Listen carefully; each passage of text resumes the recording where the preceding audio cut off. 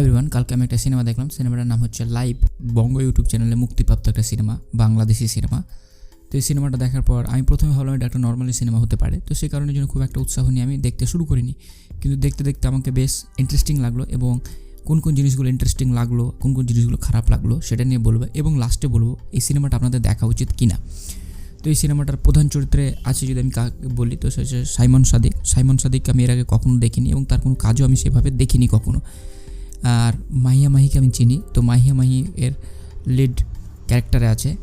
এই দুজনই হচ্ছে এর প্রধান চরিত্র। সেরকম বেশি লোক নাই অভিনয়, মানে সেরকম বেশি লোককে নেওয়া হয়নি। এবার আসি গল্পটার দিকে। গল্পটা কিচ্ছু না, গল্পটা হচ্ছে যে একটা প্রথম দিকে একটা লাইভ মার্ডার হয় এবং সেটাকে ইনভেস্টিগেশন করতে থাকে, এবং এছাড়াও দুজন স্বামী স্ত্রী থাকে। একজন হচ্ছে সাইমন সাদিক এবং মাহি মাহি। এবং এই যে কেসটা, মানে লাইভ স্ট্রিমে যে মার্ডারটা হয়, সেই মার্ডারটা হয় অ্যাকচুয়ালি মাহিয়া মাহির ঘরে, এবং তার বয়ফ্রেন্ডকে মারা হয়। তো তারপর কিভাবে কে খুন করে এটা নিয়েই গল্পটা, এবং একটা পরকীয় ব্যাপার আছে। তো এই গল্পটার যেটা খুব ভালো পজিটিভ দিক সেটা হচ্ছে যে যেভাবে ওরা পুরো সিচুয়েশনটাকে ক্রিয়েট করেছে সেটা দেখতে খুব ইন্টারেস্টিং লাগে।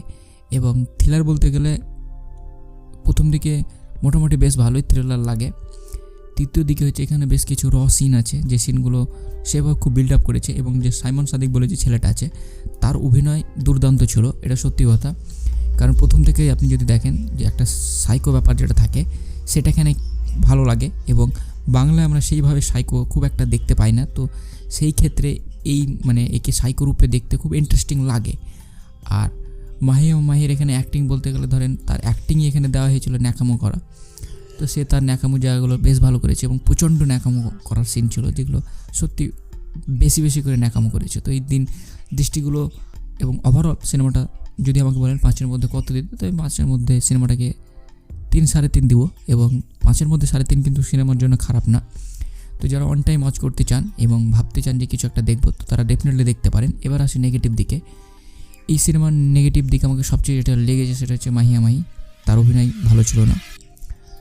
এবং গল্পের প্লট পয়েন্ট খুব একটা কিছু নয়, কিন্তু যেটুকুনি আছে সেইটুকুনি ভালো। তো ওভারঅল এটা একটা ভালো সিনেমা বলতে পারেন। তো ডেফিনেটলি দেখতে পারেন, যারা এই ধরনের সাইকোলজিক্যাল সিনেমা দেখতে পছন্দ করেন তাদের জন্য ডেফিনেটলি এটা একটা ভালো সিনেমা হতে পারে। টেক কেয়ার, ভালো থাকবেন এবং নিজের খেয়াল রাখবেন।